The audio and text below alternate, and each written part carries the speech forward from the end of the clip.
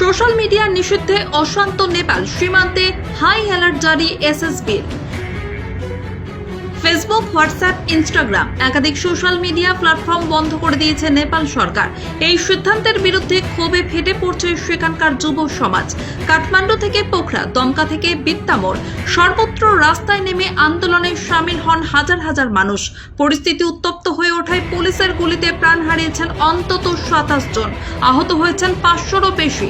শিলিগুড়ি মহকুমা পরিষদের খড়িবাড়ির পানি ট্যাঙ্কি, সীমান্ত সংলগ্ন কাকরভিটা ও বিত্তামোড় এলাকাতেও প্রতিবাদের আঁচ পৌঁছে গিয়েছে।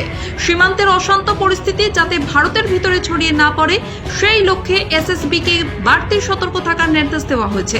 ইতিমধ্যে ইন্দো নেপাল সীমান্তে জারি হয়েছে হাই অ্যালার্ট, বাড়ানো হয়েছে জওয়ানদের নজরদারি, পাশাপাশি সীমান্তে নজরদারি করা করেছে রাজ্য পুলিশও।